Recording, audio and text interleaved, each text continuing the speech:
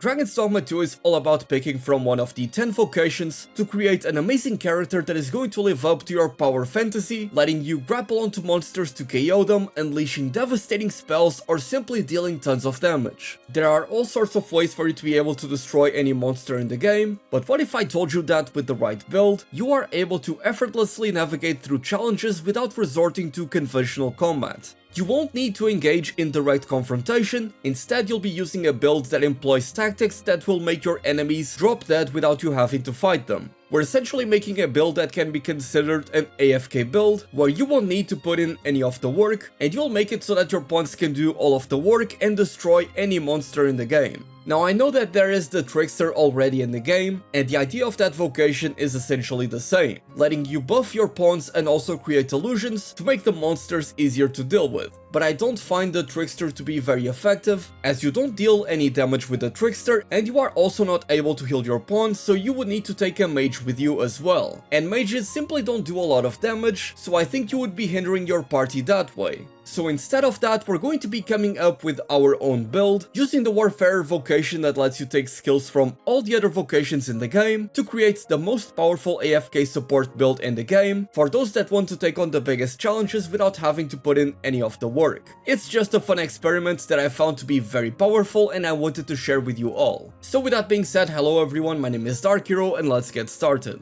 So what kind of weapons am I running on my Warfarer support build? Well, as it turns out, it's actually these 4 weapons. I'm using the daggers, the magic staff from the mage, the incense from the trickster, and the magic bow from the magic archer. And there's a few reasons as to why I choose to go with these weapons, but let's go over the skills that I choose to run on my build first. Of course, we're going to be taking up one of those slots with rearmament, and the only reason why I choose to use the trickster is to use this, the aromatic resurgence, which is going to buff the damage of all of your pawns. This is by far the best way that you have to improve their damage dealing capability, with the downside that while the buff is active, their health will be diminishing. That being said, in order to remedy that problem, we go with the recovery arrow, the advanced form of the remedy arrow, which is going to heal your allies whenever you use this, and it's also going to revive anyone that is within the area. That being said, you can swap out the recovery arrow with the life-taking arrow, which is a more offensive skill as you actually get to deal damage while healing your allies. That being said, when you use the life-taking arrow, you don't actually revive your pawns, so you're going to be missing out on that front.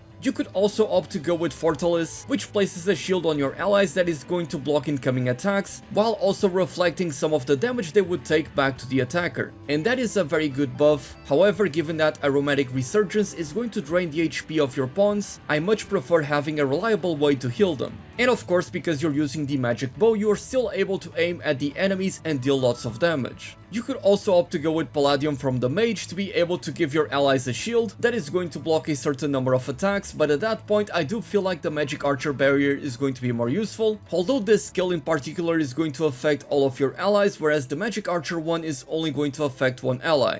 That being said, the final skill slot is going to be taken by one of the elemental boons, preferably the ice or the lightning affinity buff, since most of the enemies you will be facing off against, especially in the endgame, are going to be resistant to fire, so going with these 2 elements is going to be more beneficial. And since we are using a mage one, we still have the possibility of healing our allies by simply using Anodyne right here, so you don't actually need to take up an entire skill slot to be able to heal your allies. That is up to personal preference. And of course, because you have a mage staff, you are able to levitate, which is always nice. Additionally, the daggers are more so for you to have a way to quickly dodge out of the way of anything that comes your way. You can do this as much as you want without spending any stamina, and that is going to make your survivability a lot better. And of course, it can also be used as a damage dealing weapon, especially whenever the monster goes down and you need to do a critical attack. Having a melee weapon to be able to do that very quickly is going to be very beneficial. Another thing about the instance from the trickster is that you are still able to use your clone, your mirror image, and the enemies will try to target that instead of you. Although you should keep in mind that if you swap out of the trickster, that is going to run out very quickly, so definitely keep an eye on that. I never really end up using the effigy unless I'm going to remain with the incense in hand for a long time.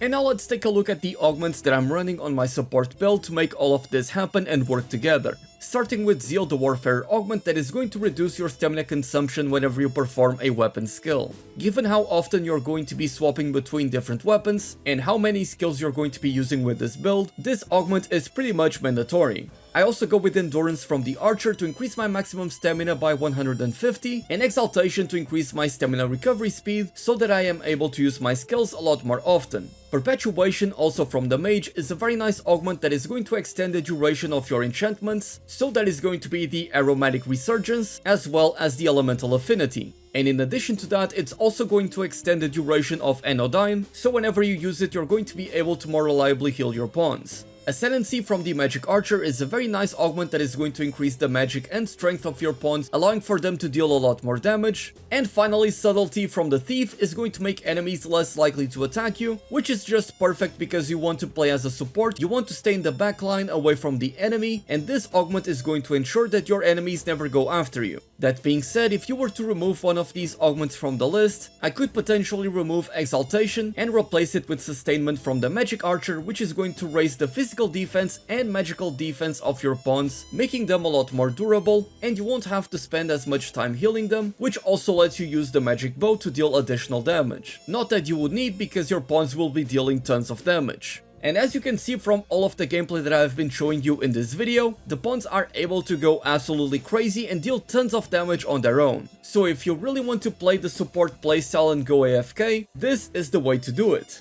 But of course, we cannot talk about having a build that is all about being a support and having your pawns do all of the work without addressing what pawns you should bring with you. So let's go over that right now.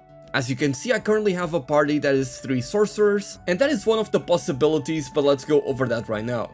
I did a lot of testing with all sorts of different pawn combinations, so allow me to go through all of my findings to tell you which ones I found to be the most optimal. I initially started by having a varied cast of pawns, with the 3 of them having different vocations. For example, one would be a sorcerer, the other would be a warrior, and the final one would be a thief. With the warrior of course being focused on knocking down the monster and taunting the enemy, and the thief would be more focused on dealing damage with a setup like this. And again, the sorcerer would also be focused on dealing damage. I found this setup to be pretty decent and very consistent, but I wanted to test what exactly would happen if I were to take 3 pawns of the exact vocation into combat. And so that is exactly what I did. Earlier in the video you saw that I was using 3 sorcerers, and I decided to make them all have a very similar skill setup to make sure that they are able to cast their spells a lot quicker, so that they could deal a lot more damage. In practice, this setup was very powerful, however it wasn't the most reliable thing ever, because having a vocation that is not mobile and takes some time to charge their attacks, even though it's going to be 3 sorcerers charging the same spell, it's going to be much quicker, there is still a lot of commitment there, and having to take care of that and making sure that the pawns don't take damage from the monster and can actually cast their spells can be a little tricky. But when it worked and they pulled it off, they dealt crazy damage. I then tested having 3 warrior pawns, with all of them being focused on knocking down the monster and dealing as much damage as possible. So I would be taking a setup that is similar to this, and the results were what you could imagine. The 3 warriors would be able to very easily knock down any enemy, be it a drake or anything else really, but when it came to dealing damage they ended up lacking quite a bit, and occasionally while charging their attacks they would be stumbling on each other. And of course, when it comes to drakes or griffins, the warriors ended up becoming a little bit useless, unless of course they had the skill to be able to throw one of them onto the griffin and to be able to grapple onto them to deal damage. So while I was able to deal with monsters with this setup, it didn't feel particularly effective. But then I tested having 3 different thieves on my party, and the results were actually crazy. I made sure that they all had Formless Feints to be able to dodge any attacks provided that they don't waste all of their stamina, and I made sure that they also had Skull Splitter and Draw and Quarter to be able to deal as much damage as possible. And the results were actually crazy. They would be able to deal tons of damage, and thanks to Formless Feints they would be able to also dodge a lot of attacks. And in the case of my main pawn, I made sure to give him both the Provocation Augment with the Provocation Ring, along with the Ring of Momentum and Endurance to increase its stamina. So the idea was that I was making my main pawn essentially a dodge tank, and with the added stamina, he would be able to maintain Formless Feint for a longer period of time. And as you can see, they're able to deal tons of damage, and can very easily grapple onto monsters to deal even more damage with Draw and Quarter. Ultimately, I still find it more reliable to go with maybe 2 sorcerers and a warrior, or maybe 1 thief, 1 sorcerer and a warrior, just to have a pawn that is dedicated to taking all of the aggro and also knocking down the monster very easily, but ultimately I found that most of these setups ended up working very well.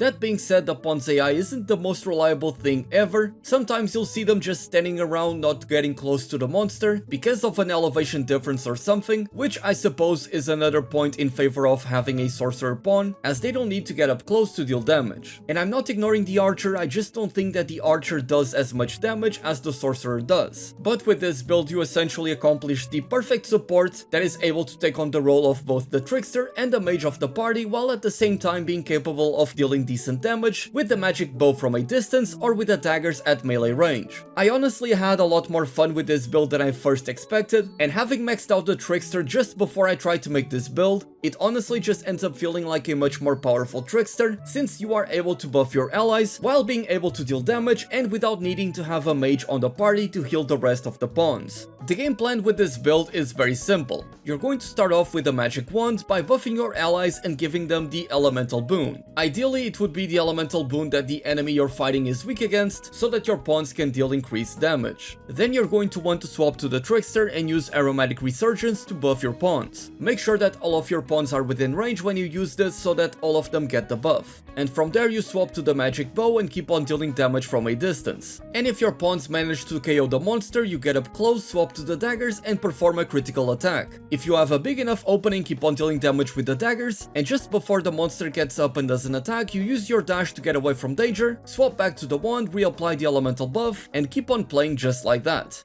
Now, as for the rings that I am running on my build, I decided to go with the Ring of Recitation to be able to greatly reduce the time that it takes to incant my spells. The drawback of this ring is that it's going to reduce my max HP, but given that in combat I will be away from the enemies, that is not going to be a big deal. And my second ring is the Ring of Resolution, which is quite simply going to make it so that I am less likely to be knocked down or staggered. I'll be honest, I particularly don't like this ring a whole lot. I've tried to replace it with a ring that gives me more stamina, but I never really found myself running out of stamina with this build, so that wasn't a very good option. I believe that there is a ring that makes it so that enemies are less likely to target you, but I personally haven't found it, and if it is sold by a vendor I don't know which one, so I don't personally have it. But I think that that would be a good replacement for this one. I'm very interested in seeing how you guys feel about this, so let me know your thoughts on this build in the comment section below. Was there anything I could do to improve it? And have you tried doing a warfare that is focused on support? Let me know all of that in the comment section below, and if you look forward to more Dragon's Dogma 2 build videos, please subscribe to the channel. With that being said, thank you all so much for watching. My name is Dark Hero, and as always, happy hunting!